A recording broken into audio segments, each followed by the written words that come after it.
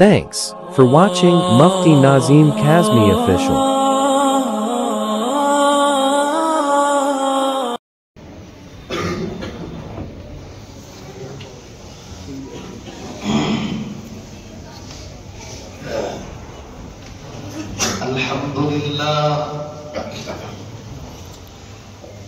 الحمد لله نحمده ونستعينه ونستغفره ونؤمن به ونتوكل عليه ونعوذ بالله من شرور أنفسنا ومن سيئات أعمالنا من يهده الله فلا مضل له ومن يضلله فلا هادي له ونشهد أن سيدنا ومرشدنا ومولانا محمدا عبده ورسوله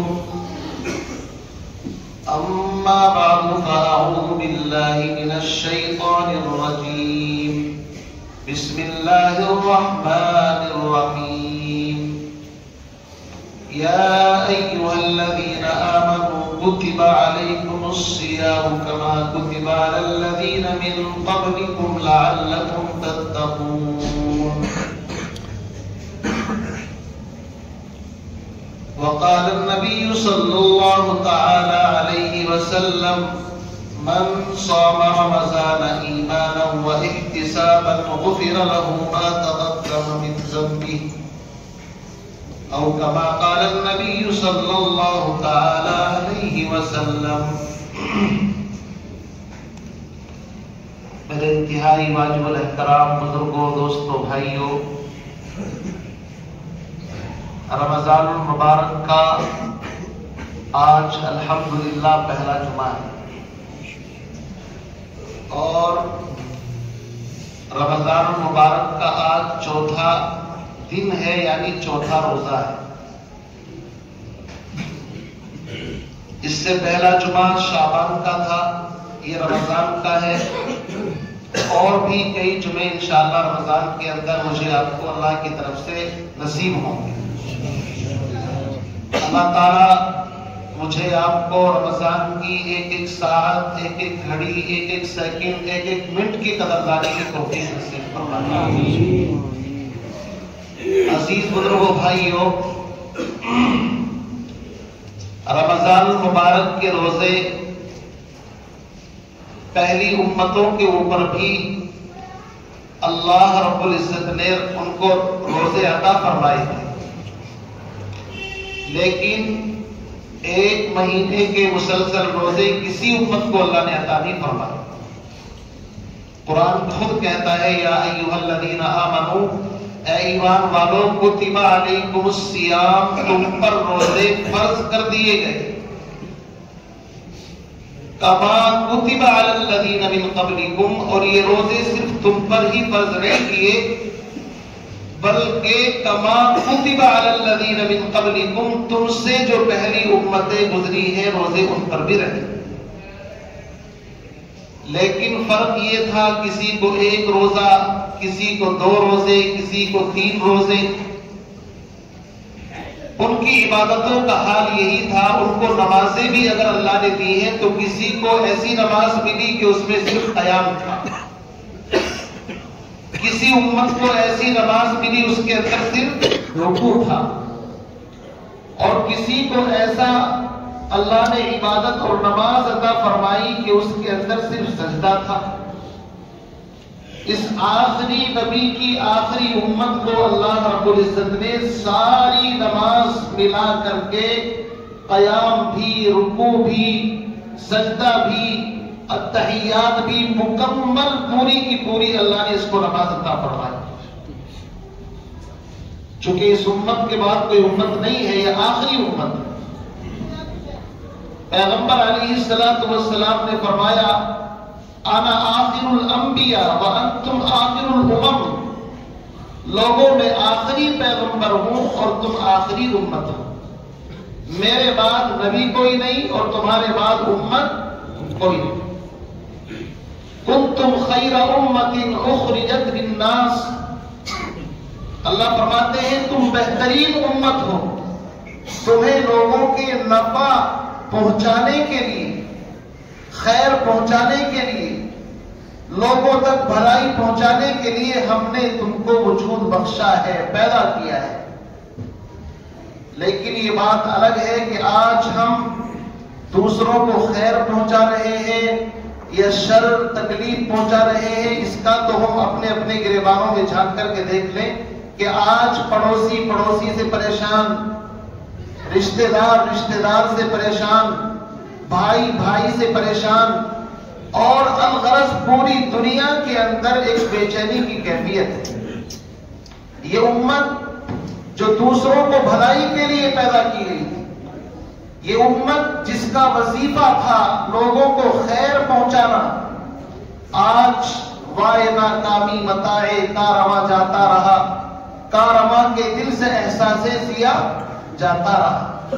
آج یہی امت ایک دوسرے کا گریبان کھینچ رہی ہے، کسی کی ترقی اس کو برداشت نہیں۔ اگر ہمارا کوئی بھائی کسی فیلڈ کے اندر ترقی کر رہا ہے تو کوشش اس بات کی ہوتی ہے کہ کس طرح اس کا پیر پکڑ کر کے نیچے زمین پر اس کو پٹک دیا جائے۔ ہمیں کسی کی ترقی اچھی نہیں لگتی، ہمیں اندر حسد، کڑھن، جلن پیدا ہو جاتی ہے کہ آخر اس نے اتنی ترقی کیسے کر لی، ترقی کے حقدار تو ہم ہیں۔ میرے عزیز بھائیوں، یہ وہ جذبہ ہے جس سے قومیں زوال پذیر ہوتی ہیں۔ اللہ رب العزت کسی قوم کو ویسے ہی ذلیل نہیں کرتا۔ جب اس کے اعمال ذلت والے ہو جاتے ہیں، جب اس کے اعمال کے اندر حسد، کینہ، بغض، عداوت، دشمنی شامل ہو جاتی ہے، تو پھر اللہ رب العزت اوج سریا پر سے زمین کے اوپر اس امت کو پٹک دیتا ہے۔ تھے تو آبا ہی تمہارے، مگر تم کیا ہو، ہاتھ پر ہاتھ دھرے منتظر فردا ہو۔ ہمارا حال یہ ہے کہ ہم جب کتابوں میں پڑھتے ہیں کہ صحابہ ایسے تھے، تابعین ایسے تھے، بزرگان دین ایسے تھے، تو ان حالات کو اپنی زندگی کے اندر ملا کر کے دیکھتے ہیں کہ آج وہ حالات کیوں نظر نہیں آتے۔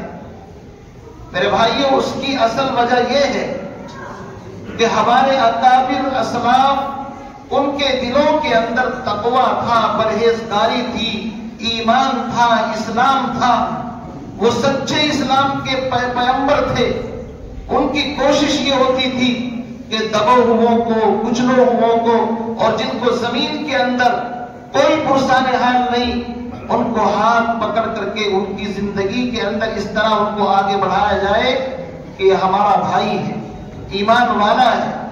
لیکن آج ساری خرابیاں اس امت کے اندر پیدا ہو چکی ہیں، اس لیے نہ روزے اثر دکھا رہے ہیں، نہ نمازوں کا اثر ظاہر ہو رہا ہے، نہ قرآن پاک کی تلاوتوں کا اثر ظاہر ہو رہا ہے۔ وجہ اس کی یہ ہے کہ بگاڑ اتنا پیدا ہو چکا ہے کہ یہ روزے، یہ تہجد، یہ نماز، یہ اشراق، یہ اوابین اپنی تاثیر مکمل طریقے سے نہیں دکھا پا رہے۔ اس لیے میرے بھائیوں، میں آپ سب کو اس رمضان کے مبارک مہینے میں دعوت فکر دیتا ہوں۔ ہم سب کوشش کریں اس بات کی کہ ہمیں ایک سچا پکا مسلمان بن کر کے اس دنیا کے اندر زندگی گزاریں۔ مسلمان تو وہ ہوتا تھا کہ لوگ اس کو دیکھ کر کے کلمہ پڑھ لیتے تھے۔ تو خدا کی قسم، مسجد میں اللہ کے گھر کے اندر بیٹھ کر کے کہہ رہا ہوں، ہمارے اکابر کا وہ سنہرا دور گزرا ہے کہ غیر ایمان والا اپنا سونا چاندی، اپنی جوان بیٹی اور بہوؤں کو ایمان والے کے پاس چھوڑ کر کے جاتا تھا کہ میری عزت بھی سلامت اگر ہے تو اس گھر کے اندر ہے، میرا مال بھی اگر سیف ہے تو اس گھر کے اندر ہے۔ لیکن آج مسلمانوں کا حال یہ ہے کہ جس کالونی کے اندر مسلمان پلاٹ خریدنے شروع کر دیتے ہیں، غیر ایمان والا کہتا ہے کہ یہ گندے لوگ، ان کا کوئی اعتبار نہیں۔ یہ تو خود آپ مشاہدہ کر رہے ہیں، اب ان باتوں کو بتانے کی ضرورت نہیں ہے۔ وجہ کیا ہے؟ وجہ یہ ہے کہ ہمارے وہ اخلاق، وہ تعلیم، وہ تربیت جو اصل چیز تھی، آج وہ ہمارے اندر سے نکل چکی ہے۔ ہم نے ایمان کو جانا ہی نہیں، ایمان کیا چیز ہے، حیا کیا چیز ہے، شرم کیا چیز ہے۔ میرے عزیز بھائیوں، مسلمانوں کا ایک لشکر دشمن کے ساتھ مقابلہ کرنے کے لیے نکلا. ساری کوششیں دشمن نے کر لی، شکست نہیں، مسلمانوں کو کامیابی پر کامیابی ملتی جا رہی ہے. تو یاد رکھیے، شیطان جو ہے نا وہ انسان کا بڑا دشمن ہے. شیطان نے پٹی پڑھائی، النساء حبالۃ الشیطان، عورتیں شیطان کا جال ہیں. جب کسی بھی جال کے اندر انسان نہ پھنس سکے تو پھر یہ جال بھی آزمایا جائے. تو باطل نے کوشش کی کہ مسلمان سپاہی جس راستے سے گزرنے والے راستے کے دونوں طرف عیسائی لڑکیوں کو سوار کر سجا کر بنا کر زیب و زینت کے ساتھ دائیں بائیں اس طرح کھڑا کر دیا جائے جیسے آج کل کی ماڈرن شادیوں کے اندر جب جانا ہوتا ہے تو 2-4 لڑکیاں دروازے کے اوپر برہنہ جسم ہوتا ہے ان کا، اور ایسا پرکشش لباس ہوتا ہے کہ بڑے بڑے لوگوں کا تقویٰ پھسل جائے، اور ان کو دروازے پر سب سے پہلے استقبال میں وہ لڑکیاں کھڑی کی جاتی ہیں، اور ان کے ہاتھ میں تھوڑے تھوڑے پھول بھی ہوتے ہیں، اور آنے والوں کے اوپر ان پھولوں کی سلامی پیش کی جاتی ہے. بالکل یہی منظر سمجھ لیجیے، آپ سمجھانے کے لیے کہہ رہا ہوں. ان عیسائیوں نے مسلمان مجاہدین کے راستے کے اندر اپنی نوجوان خوبصورت دوشیزاؤں کو استقبال کے لیے کھڑا کر دیا اور اجازت دے دی کہ اگر تمہیں کوئی گناہ کی دعوت دے تو اس کو قبول کر لینا. اس لیے کہ وہ جانتے ہیں کہ اگر ایک بھی مجاہد اور ایک بھی ایمان والا گناہ کے اندر مبتلا ہو گیا تو پھر اللہ کی مدد ہٹ جائے گی. گناہ بڑا خطرناک وائرس. میرے عزیز بھائیوں، مسلمانوں کے امیر کو پتا چلا ایسی پلاننگ ہے. آج کے زمانے کے اندر تو جماعت میں 10-15 ساتھی ہوں تو امیر صاحب کی حالت خراب ہو جاتی ہے، سنبھال نہیں پاتے. چونکہ 10-15 آدمیوں کو سنبھالنے کا مطلب یہ ہے 15 آدمیوں کا مزاج الگ، ان کی پرورش الگ ڈھنگ سے ہوئی، کوئی کسی مزاج کا ہے کوئی کسی مزاج کا. غرض امیر صاحب کو سرنڈر ہونا پڑتا ہے ان کے سامنے کہ بھائی کر لو جو کچھ کر. لیکن وہ زمانہ شرم کا تھا، حیا کا تھا، ایمان کا تھا، اخلاق کا تھا. اس زمانے کے اندر ایمان والوں کو پتا تھا ایمان کس چیز کا نام ہے.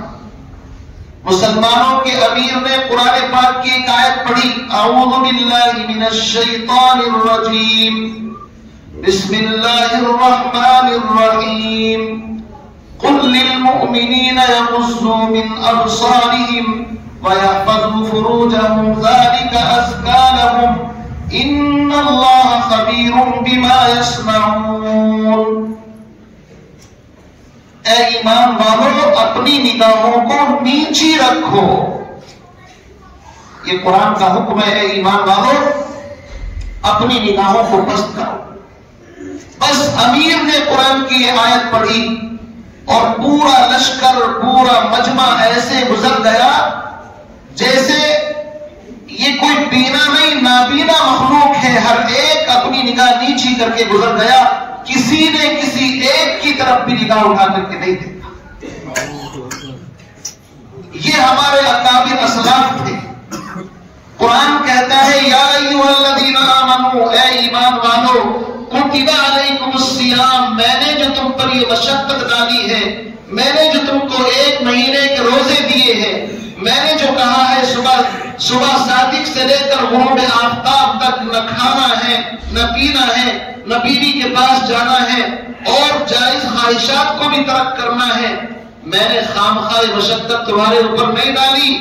اس کا ایک مقصد ہے، اس کی ایک لوجک ہے، اور وہ یہ ہے لعلکم تتقون، میں تمہارے اندر تقوی پیدا کرنا چاہتا ہوں. تو روزے کا مقصد کیا ہے بھائیو؟ تقوی پیدا کرنا. خدا کی قسم، جس شخص نے رمضان کا مبارک مہینہ پایا پھر بھی اپنی بخشش نہ کرا سکا، رمضان کا مبارک مہینہ پایا پھر بھی اس کے اندر تقوی پیدا نہ ہوا، تو اس آدمی سے زیادہ خسارے اور گھاٹے کے اندر کائنات میں کوئی نہیں۔ ارے رات کو تراویح 20 رکعت، ایک رکوع کے اوپر ایک سجدے کے اوپر کتنا اجر، قرآن کی ایک آیت کے اوپر 10 نیکیوں کا وعدہ تو ویسے ہی ہے، نماز میں پڑھی جائے تو پھر وہ 27 گنا ہو جاتی ہے، اور رمضان میں اگر ہو تو پھر 70 گنا بلکہ 700 گنا تک ثواب پڑ جاتا ہے۔ کہاں ہے وہ نوجوان جو ایسی مقدس راتوں کے اندر بھی گلیوں میں، چوراہوں میں، چوپڑوں پر، روڈوں پر گاڑیاں دوڑاتے پھر رہے ہیں؟ انہیں پتا نہیں کہ رمضان کے اندر اللہ کی رحمتیں بارش کی طرح برس رہی ہیں۔ میرے بھائیوں، یہ رمضان کا مبارک مہینہ اللہ کی طرف سے اس امت کے لیے ایک عظیم انعام ہے، اتنا بڑا انعام ہے۔ ایک ایک سیکنڈ، ایک ایک منٹ اتنی قیمتی ہے۔ میرے عزیز بھائیوں، دنیا کی ساری دولتیں انسان کما کر کے واپس لا سکتا ہے، لیکن ایک سیکنڈ اگر ضائع ہو گیا تو خدا کی قسم اس کو واپس نہیں لا سکتا۔ انسان ایک سیکنڈ میں فرش سے اٹھ کر کے عرش پر پہنچ سکتا ہے۔ اگر اللہ نے ایک لفظ بھی اس کا سن لیا تو پوری زندگی کا بیڑا پار ہو سکتا ہے۔ یہ رمضان کا مبارک مہینہ اپنے اندر تقوی پیدا کرنے کے لیے، اللہ کا ڈر پیدا کرنے کے لیے، اللہ کا خوف پیدا کرنے کے لیے۔ تقوی کا مطلب ہوتا ہے گناہوں سے بچنا۔ عام لوگ کہہ دیتے ہیں کہ جی گناہوں سے بچا نہیں جاتا، کیسے بچے؟ یاد رکھیے، ہمت کرنے سے سب کچھ ہوتا ہے۔ آپ صبح سے شام تک ایمانداری کے ساتھ بتاؤ، کھانا آپ کے پاس موجود ہے، فریج میں بہترین فروٹ رکھے ہوئے ہیں، اور نئے نئے برانڈ اور نئی نئی انواع اور اقسام کی لذیذ غذائیں آپ کے پاس موجود ہیں، زمزم وہ بھی آپ کے پاس رکھا ہوا ہے، کھجور بھی ہے، ساری چیزیں موجود ہیں، لیکن آپ فریج اگر کھول بھی لیتے ہیں تو ایمانداری کے ساتھ بتاؤ آپ کا ہاتھ ان چیزوں کی طرف نہیں جاتا۔ کیوں؟ اس لیے کہ آپ نے ارادہ کر لیا ہے کہ مجھے صبح سے شام تک اللہ کے نام پر بھوکا رہنا ہے، پیاسا رہنا ہے، بس یہی سمجھ کر کے کہ میرا رب میری پوری زندگی کے اندر مجھے دیکھ رہا ہے۔ انسان یہ تصور کر لے کہ میں ایک سیکنڈ بھی اپنے رب کی نظر سے غافل نہیں ہوں، اس طرح زندگی گزارنا، اسی طرح تقوی اور پرہیزگاری۔ جو کرتا ہے تو چھپ کے اہل جہاں سے۔ انسان سوچتا ہے نا، ہمارے یہاں پردے ڈال رکھے ہیں اور دن بھر کھانے تقسیم ہو رہے ہیں، کوئی اندر کھا رہا ہے، کوئی وہاں سے باہر لے کر کے جا رہا ہے، اور وہ ہمارے بھائی سمجھتے ہیں کہ ہم نے بس پردہ تو ڈال رکھا ہے۔ خیر کرو اپنے ایمان۔ اللہ فرماتے ہیں کہ جو کرتا ہے تو چھپ کے اہل جہاں سے، کوئی دیکھتا ہے تجھے آسمان سے۔ کیا ہم آسمان والے کی نظر سے چھپ گئے؟ کیا وہ رب ہمیں دیکھ نہیں رہا ہے کہ دن میں بھی ہوٹل، اور اس وقت جب مسلمانوں کی بستی کے اندر اس طرح کھلم کھلا گناہ کیے جائے تو پھر اندیشہ ہے کہ اللہ کا عذاب اللہ کی طرف سے کوئی گرفت نہ آ جائے اس بستی کے اوپر۔ ہمارے جرائم ایسے ایسے ہیں بھائی صاحب، گناہ ایک کرتا ہے اور لپیٹے میں سب آتے ہیں اس گناہ ایک کرتا ہے، لپیٹے میں سب آتے ہیں۔ اللہ نے قرآن مقدس میں اعلان کیا وَاتَّقُوا فِتْنَةً لَا تُصِيبَنَّ الَّذِينَ ظَلَمُوا مِنْكُمْ خَاصَّةً۔ لوگوں اس عذاب سے، اس پکڑ سے ڈر جاؤ جو خاص ظالم لوگوں کو نہیں پہنچے گا، بلکہ ظالموں کے ساتھ ساتھ جو دائیں بائیں ہوں گے وہ بھی اس کے اندر پسیں گے۔ مثل مشہور ہے، چنے کے ساتھ گھن بھی پس جاتا ہے۔ غلطی کوئی کرتا ہے، پکڑ کسی کی آتی ہے، وہ بھی نہیں بچتا اور بھی لپیٹے کے اندر آ جاتے ہیں۔ مسلمانوں، کیا تمہیں یقین نہیں کہ رزق آسمان سے آتا ہے؟ کیا تمہیں یقین نہیں کہ قرآن کہتا ہے وَفِي السَّمَاءِ رِزْقُكُمْ وَمَا تُوعَدُونَ؟ جس رزق کا تم سے وعدہ کیا گیا ہے وہ رزق آسمانوں سے زمین کے اوپر اترتا ہے.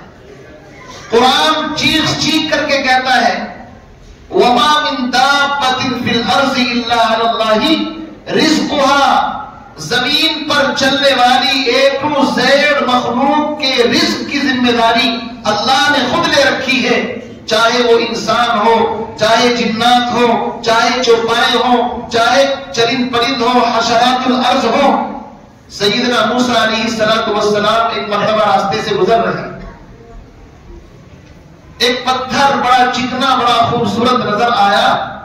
انہوں نے اس پتھر کو اٹھایا اور پتھر کو اٹھانے کے بعد موسیٰ علیہ السلام کے ہاتھ میں ایک عصا بھی رہتا تھا، لاٹھی. اس لاٹھی کو اس پتھر کے اوپر مارا. تفسیر روح المعانی جو 15 جلدوں کے اندر علامہ آلوسی السید محمود بغدادی جن کی شہرہ آفاق تفسیر عربی زبان کے اندر ہے اور اتنی معتبر تفسیر ہے کہ تمام بڑے بڑے علماء، تمام چھوٹے علماء اور میں کہتا ہوں تقریباً ہر مکتب فکر کے علماء کے آپ کو کتب خانے لائبریری کے اندر وہ تفسیر مل جائے گی. الحمدللہ میرے پاس بھی موجود ہے. اس کے اندر علامہ آلوسی السید محمود بغدادی نے واقعہ لکھا ہے کہ موسیٰ علیہ السلام نے اس پتھر کو اٹھایا اور اس کے اوپر ایک ضرب لگائی. پتھر ٹوٹ گیا، اندر سے ایک اور چھوٹا سا پتھر بڑا خوبصورت نکلا، اس کے اوپر ضرب لگائی، وہ بھی ٹوٹ گیا.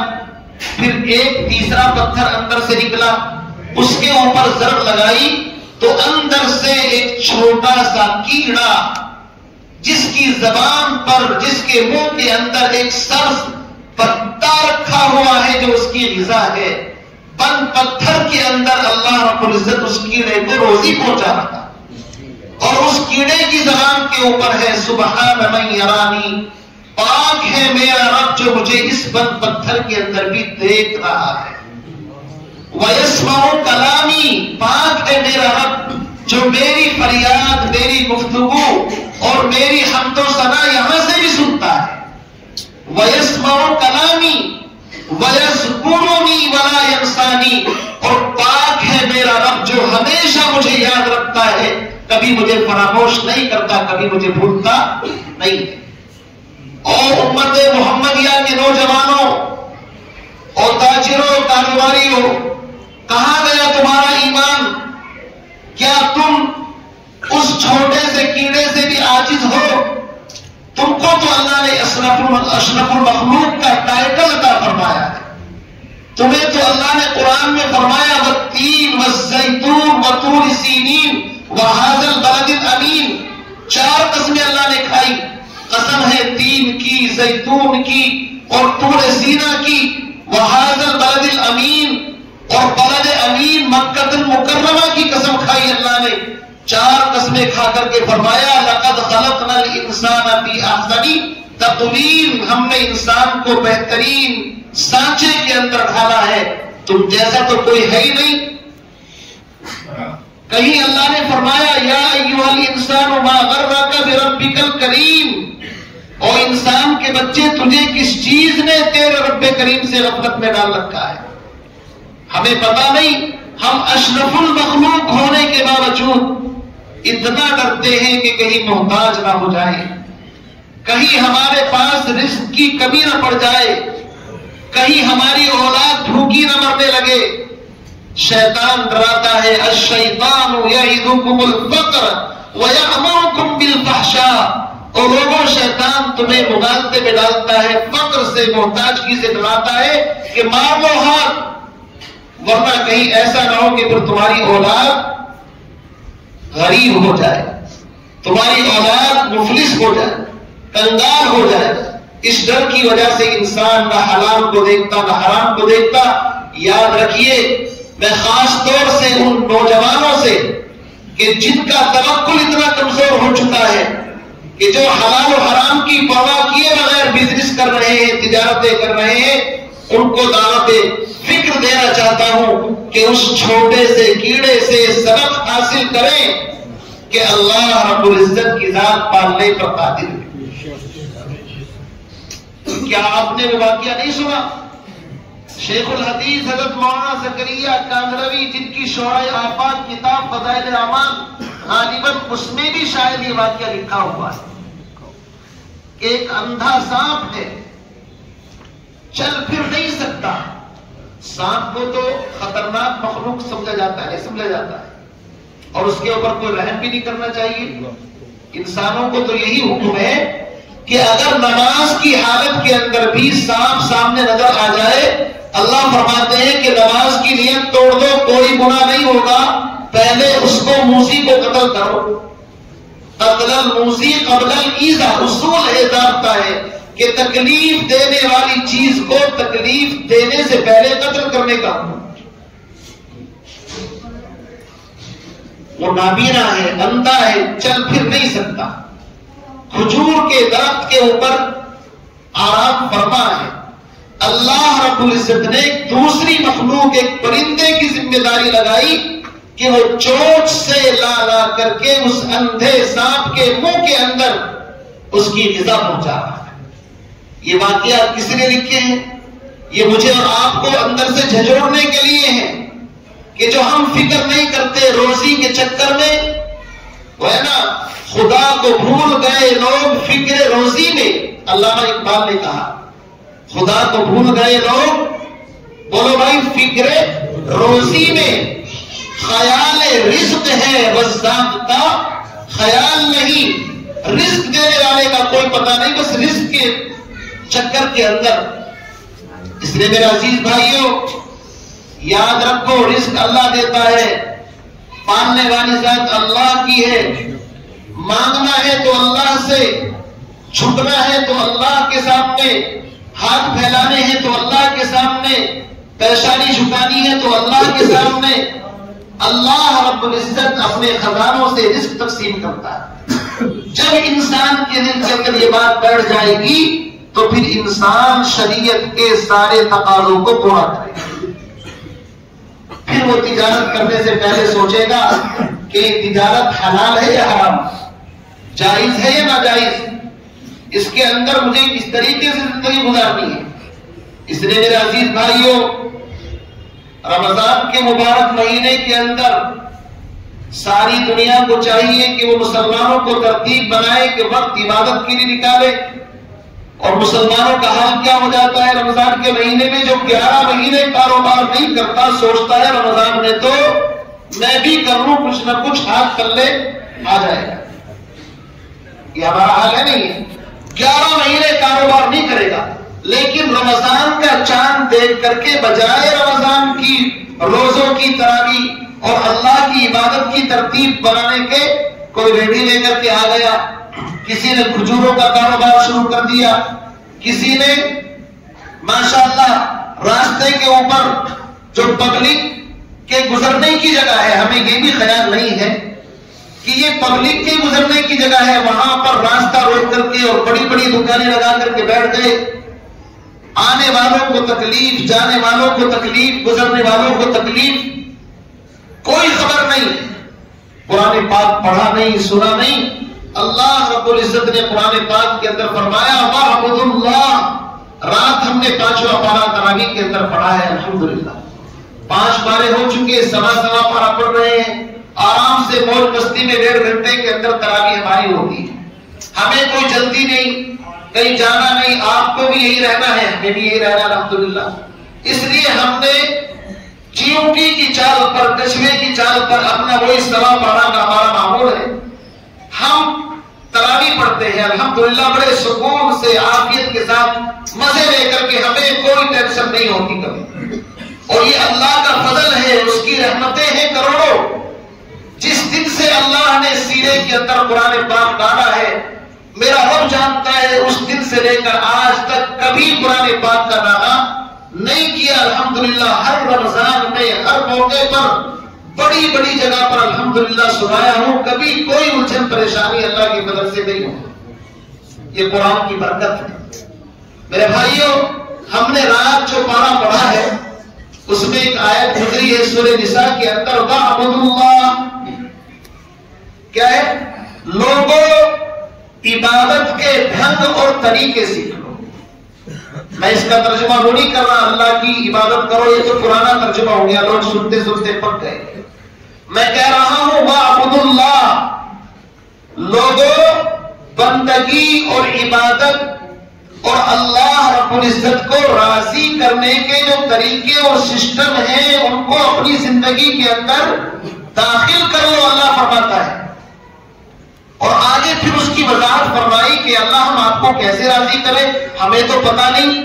اللہ نے فرمایا چلو میں بتاتا ہوں، اگر مجھے راضی کرنا ہے سب سے پہلی چیز اللہ تشرکوا بہ شیئا، میری ذات میں، میری صفات میں، میرے حقوق میں کسی کو شریک مت کر۔ اللہ اکیلا ہے، قل هو اللہ احد لا مثل له ولا نظیر له، رزاق بھی وہی ہے، حاضر ناظر بھی وہی ہے، موت اور زندگی کا مالک بھی وہی ہے، اولاد دینا بھی اسی کے ہاتھ میں ہے، یہب لمن یشاء اناثا ویہب لمن یشاء الذکور ویجعل من یشاء عقیما، جس کو چاہے مانگ رکھ دے۔ کاروبار بھی اسی کے ہاتھ کے اندر ہے، کسی کے آستانے پر، کسی کے مزار پر جا کر کے سر جھکانے کی، چادر چڑھانے کی، چراغ جلانے کی، طواف کرنے کی تجھے اجازت نہیں ہے، اس لیے کہ ان ساری چیزوں کا مالک میں ہوں۔ اللہ تعبدوا، فرمایا اللہ تشرکوا بہ شیئا، اللہ کے ساتھ کسی کو شریک مت قرار دے۔ علماء نے لکھا ہے کہ جھکنا بھی اللہ کا حق ہے کہ صرف اللہ کے سامنے جھکا جائے۔ جو لوگ سلام کرتے وقت کسی کے سامنے تھوڑا جھک جاتے ہیں جائز نہیں ہے، اللہ کے غیر کے سامنے جھکنا جائز نہیں ہے۔ اگر جھکنا ہے تعظیم ہے تو کس کی ہے؟ صرف اللہ۔ آگے فرمایا وَبِالْوَالِدَيْنِ إِحْسَانًا، اللہ فرما رہے میں راضی کرنے کا میں کیسے راضی ہوتا ہوں؟ نہ میرے ساتھ کسی کو شریک ٹھہرانا اور والدین کے سامنے اپنے آپ کو قربان کر دینا، بچھا دینا، ان کے حکموں کے سامنے اپنے حکم کو فنا کر دینا، ان کی منشا اور مرضی کو سامنے رکھ کر کے زندگی گزارنا۔ 15ویں پارے میں تو بڑی تفصیل ہے اس کی، میں تفصیل میں جانا نہیں چاہتا چونکہ وقت بالکل قریب ہو چکا ہے۔ آگے کیا فرمایا؟ وَبِذِي الْقُرْبَىٰ، قریبی رشتہ داروں کا حق ادا کرنا۔ آج تو قریبی رشتہ دار چن چن کر کے وار کرتے ہیں، چونکہ ان کو کمزوری کا پتہ ہوتا ہے نا، تو وہ جانتے ہیں چوٹ کہاں پر ہے تو مزید چوٹ کہاں پر مارنی ہے، دوسرے کو کیا پتا کسی کی کمزوری کا۔ اسی لیے فرمایا الاقارب کالاقارب، الاقارب بڑے قاف سے اقارب قریبی رشتہ دار، کالاقارب عین سے بچھو کی طرح ہوتے ہیں، جس طرح بچھو ڈنک مارتا ہے ایسے ہی رشتہ داروں کا حال ہے، وہ بھی آپ کو جب موقع ملے گا ڈنک ماریں گے اور آپ کو تکلیف پہنچائیں گے۔ قرآن نے اسی لیے تیسرے نمبر پر کہا مجھے راضی کرنا ہے تو یاد رکھو اللہ تشرکوا بہ شیئا، نہ شرک کرنا، وبالوالدین احسانا، ماں باپ کے ساتھ حسن سلوک کرنا، وبذی القربیٰ قریبی رشتہ داروں کے ساتھ اچھائی کے ساتھ پیش آنا، والجار ذی القربیٰ جو تمہارا قریبی پڑوسی ہے اس کے ساتھ بھی، تمہارے مکان کا قریبی پڑوسی ہے اس کے ساتھ بھی حسن سلوک کا حکم دیا۔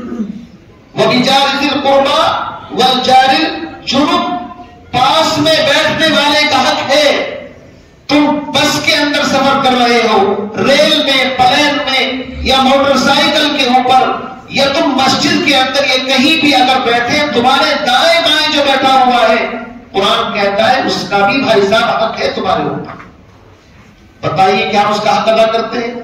اگر ہمیں موقع مل جائے اور پوری سیٹ کے اوپر تو ہم چاہیں گے آرام سے لیٹ کر کے سفر کرے، ہماری ملا سے کوئی کھڑا ہو، بیٹھا ہو، کوئی مر رہا ہو، جی رہا ہو۔ قرآن کہتا ہے تم کیسے مسلمان ہو؟ مجھے راضی کرنے کے لیے تو وَبِجَارِ ذِي الْقُرْبَىٰ وَبِجَارِ الْجُنُبِ وَالصَّاحِبِ بِالْجَنبِ، پہلو میں بیٹھے ہوئے کا بھی تمہارے حق ہے۔ تو آپ یہ بتائیے کہ جب ہم راستے سے گزرتے ہیں، ادھر سے ہماری بائک جا رہی ہے، دوسری طرف سے دوسرے کی بائک، ہمارا نظریہ یہ ہوتا ہے ہم بڑے ہیں، یہ ہم کو سائڈ دیں اور ہم کو تھوڑا سا بھی ہلنا نہ پڑھیں. ہم مسلمان کیا؟ قرآن نے ساری چیزوں کو بیان کیا ہے، پڑھو تو صحیح قرآن. ہم کیسے مسلمان نہ قرآن پڑھتے ہیں، نہ قرآن سنتے ہیں، نہ قرآن سے رشتہ جوڑا ہے. ایک ایک چیز کو قرآن نے بیان کر دیا. والدین کا بھی حق بیان کر دیا، پڑوسی کا بھی، رشتہ دار کا بھی، مسافر راستے میں چلنے والا اس کا بھی حق ہے. اور آج کا مسلمان سارا کوڑا کچرا نکال کر کے کہاں ڈال دے گا؟ جہاں سے پبلک راستے میں گزرتی ہے، گھر کا سارا گندا کوڑا کچرا بدبو کا ڈھیر لا کر کے دروازے پر پھینک دے گا. نکلنے والوں کو تکلیف ہو، ہمیں کوئی پرواہ نہیں. ہم ایسے مسلمان ہیں کہ صرف گھر صاف کرنا جانتے ہیں، اور مسلمانوں راستوں کو صاف کرنے کی ذمہ داری بھی ہماری ہے. اجازت نہیں ہے کہ کیلا کھا کر کے چھلکا راستے کے اندر پھینک دے، اس کی اجازت اسلام نہیں دیتا. پھر اس کی اجازت کیسے ہو سکتی ہے کہ سارے گھر کا ملبہ نکال کر کے راستے میں؟ اور خصوصاً مسجدوں کو تو لامارس سمجھا جاتا ہے. مسجد کے دائیں بائیں کوئی کہنے والا ہوتا نہیں کہ یہاں پر کچھ بھی بنا کر کے ڈال دو. یاد رکھیے، ایذائے مسلم، کسی مسلمان کو تکلیف پہنچانا اسلام میں حرام ہے، حرام، جائز نہیں. سارے دین کا خلاصہ اگر ایک لفظ میں بیان کروں تو سارے دین کا خلاصہ یہ ہے، میری ذات سے نہ کسی مسلمان کو، نہ کسی غیر ایمان والے کو، نہ کسی پڑوسی کو، نہ کسی رشتہ دار کو، نہ کسی راہگیر کو، کسی کو بھی میری ذات سے تکلیف نہ پہنچے. بس جس نے اس طرح زندگی گزار لی، خدا کی قسم یہ کائنات کا سب سے بڑا ولی. حضرت اقدس مفتی اعظم مفتی شفیع مفتی اعظم پاکستان، انہوں نے لکھا ہے کہ میرے دل میں کبھی کبھی خواہش ہوتی تھی اللہ مجھے رمضان میں جمعے کے دن، ہر آدمی سوچتا ہے رمضان میں موت آئے گی، بھائی مقدس موت ہے اور قرآن پڑھتے ہوئے یہ وہ اس حالت میں موت آئے. میں چاہتا تھا دعا کروں، لیکن اس لیے میں دعا نہیں کرتا تھا چونکہ ان کا حلقہ بڑا وسیع تھا، بہت پاپولر، بڑے مشہور آدمی تھے. اگر رمضان کے مہینے میں انتقال ہو گیا تو جن لوگوں کو پتا چلے گا وہ رمضان میں سفر کر کے آئیں گے، رمضان کی حالت میں ان کو دقت ہوگی، پریشانی ہوگی. تو دوسروں کو تکلیف سے بچانے کے لیے کہا کہ کبھی پہلے یہ دعا بھی اللہ سے دی. یہ ہے وہ اللہ کے ولی جو دوسروں کا اتنا خیال رکھتے ہیں. تمام عمر اسی احتیاط میں گزری کہ آشیاں کسی شاخے چمن پہ بار نہ ہو. اصل بات یہ ہے کہ میں نے اپنی منمانی پوری کر لی. یہ کوئی اسلام اور مسلمان نہیں ہے. مسلمان یہ ہے کہ دوسرے کو تکلیف نہ پہنچے، میں تھوڑا سا ایک قدم پیچھے ہٹ جاؤں، اس میں میری انا کو ٹھیک ہے ٹھیس پہنچے گی، لیکن میں نے اپنے دوسرے بھائی کا خیال کر کے ایک قدم پیچھے ہٹ گیا. اللہ کو یہ چیز پسند ہے. ہمارے یہاں کیا ہے کہ میں اڑ جاؤں، کھڑا ہو جاؤں، ضد پر نہیں، آپ کو ہی پیچھے ہٹنا پڑے گا. یہ دنیا میں اس طرح گاڑی نہیں چلتی، اور اگر چل بھی گئی یہ انانیت ہے، فرعونیت ہے، اور یہ قارونیت ہے، اور اللہ کو یہ پسند نہیں. اللہ کو تو یہ پسند ہے کہ انسان تھوڑا صلح کے لیے پیچھے ہٹ جائے، جھک جائے. تواضع کا طریقہ سیکھ لو لوگوں صراحی سے. صراحی سرنی کو ہو کر بھرا کرتی ہے پیمانہ. جب صراحی اگر تن کر کے کھڑی ہو جائے تو کبھی ایک قطرہ پانی اس کے اندر سے نہیں نکلے گا. پہلے اپنا سر جھکاتی ہے تب اس کے اندر سے کچھ نکلتا ہے. مسلمان کی شان بھی یہی ہونی چاہیے کہ اس کو جھکنے والا ہونا چاہیے. ہم چاہتے ہیں جھکانے والے بنے، نہیں، یہ قارونیت ہے، فرعونیت ہے. مسلمان کی شان یہ ہے کہ دین کے معاملے میں اپنے بھائی سے کوئی مقابلے کے اوپر بات آ جائے تو تھوڑا نرم پڑ جائے، کوئی بات نہیں، بھائی تم بڑے، تمہارا باپ بڑا، تمہارا دادا بڑا، نہیں میں چھوٹا، میرا باپ بھی چھوٹا، میں بھی چھوٹا. بات ختم. اللہ کو عاجزی پسند ہے. اور یاد رکھو جو انسان عاجزی کرتا ہے، حدیث کے اندر فرمایا من تواضع للہ رفعہ اللہ، تواضع کرنے والے کو اللہ ہمیشہ بلند کرتا ہے، اور تکبر کرنے والے کو اللہ سر کے بل گراتا ہے. تکبر عزازیل ناخار کر، بزندان لعنت گرفتار کر. تکبر نے شیطان کا بیڑا غرق کر دیا، لعنت کے قید خانے میں گرفتار کروا دیا. بات دوسری طرف چلتی چلتی چلی گئی. میں نے قرآن کی آیت پڑھی تھی شروع میں، یا ایھا الذین آمنوا کتب علیکم الصیام، اے ایمان والو تم پر جو ایک مہینے کے میں نے روزے فرض کیے ہیں اور رات میں تراویح رکھ دی ہے، یہ تم پر کوئی بوجھ نہیں ہے، لعلکم تتقون، میں تمہیں متقی پرہیزگار بنانا چاہتا ہوں. اللہ تعالیٰ سے دعا فرمائے مجھے بھی، آپ کو بھی، اور ایک ایک مسلمان کو اللہ روزوں کو صحیح طریقے سے رکھنے کی، تراویح کو صحیح طریقے سے ادا کرنے کی، اور جتنی بھی عبادتیں ہیں، چاہے تلاوت ہو، چاہے نوافل ہو، چاہے اشراق اوابین ہو، اور چاہے آخری عشرے کا اعتکاف ہو، ان تمام عبادتوں کو صحیح سنت کے مطابق کرنے کی توفیق عطا فرمائے، اور ہر اس گناہ سے جس سے اللہ ناراض ہوتا ہے، اللہ ان تمام گناہوں سے میری بھی آپ کی بھی ایک ایک مسلمان کی حفاظت فرمائے. وآخر دعوانا الحمدللہ رب العالمین.